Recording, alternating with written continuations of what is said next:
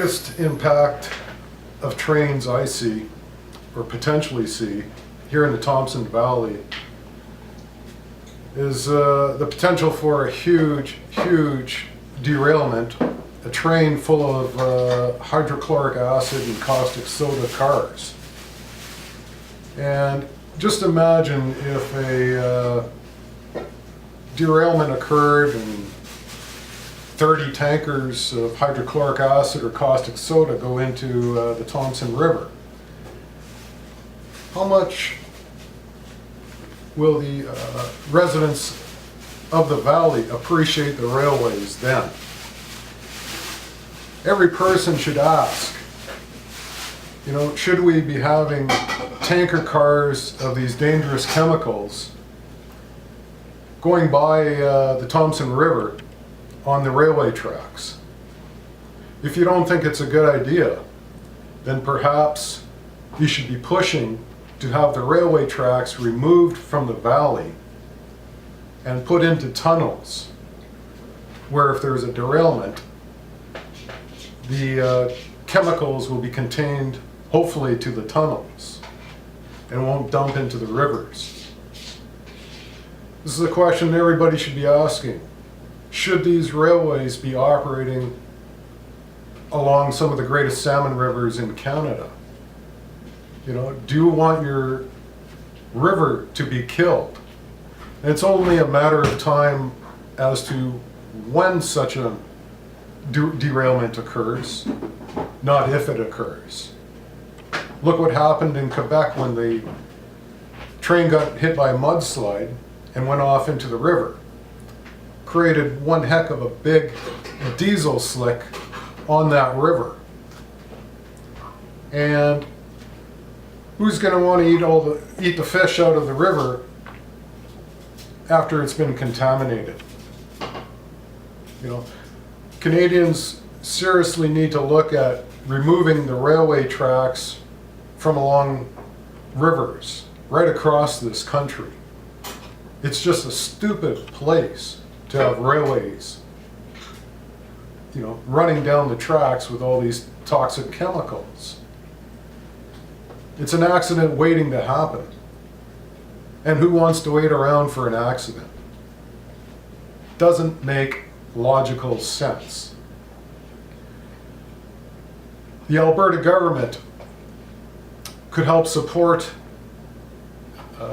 railway tunnels here in British Columbia to move some of their products such as grain and other, you know, tar sands products or whatever to the coast.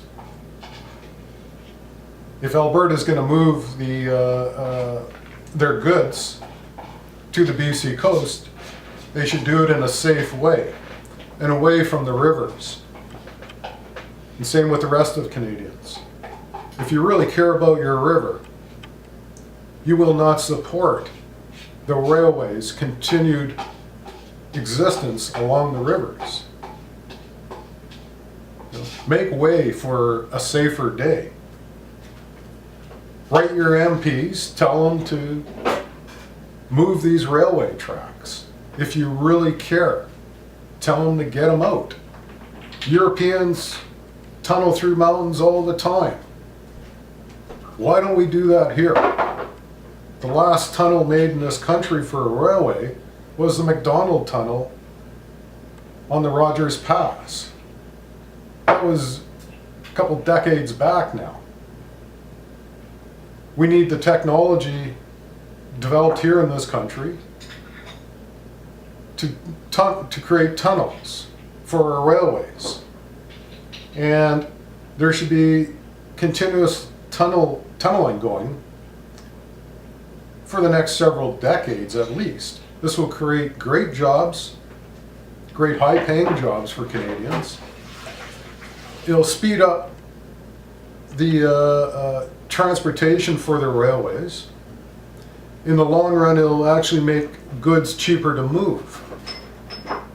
And it'll also, by removing the railways from the river valleys, increase the real estate values in the river valleys for the people and make it easier for farmers to farm You won't have railways in the way, blocking access to land. The economy will improve if you remove the railways from the valleys and put them into tunnels. And doesn't everyone want the economy to improve as well as the safety of our environment? Okay, we're on. All right, a lot of people tell me, James, you're nuts to think that the railways can put their trains in tunnels. You know, they think I'm nuts that you can remove the railway from the Thompson River Valley. Well, let's look at this. Mining companies put thousands of miles worth of tunnels in their operations. If mining companies can afford to put thousands of underground shafts and tunnels into mountains or wherever, why can't the railway do it? If the mining companies can afford to do it, certainly the railways and the government of Canada could afford to build tunnels for the railways. Maybe you make it one giant mining operation, I don't know. You know, from one side of the British Columbian province to the other. But it can be done at a reasonable expense. And with whatever is taken out of the tunnel, perhaps they'll be lucky and find some gold to help recover the costs. Certainly they're going to find some minerals here and there that'll help reduce the costs of these proposed tunnels. Consider that. Thousands of miles of tunnels are run by mines in one mining location in some cases. So it is reasonable to think that the railways can run perhaps a 700 or 800 kilometer tunnel across BC. It wouldn't be a continuous tunnel by any means, but it can be done. And it can be done economically, I believe, if you look at the long-term costs. You show me a report that says it's totally unfeasible. If you can't come up with such a report, then you don't know. Canadians need a report on tunneling railways in areas where it's critical to tunnel,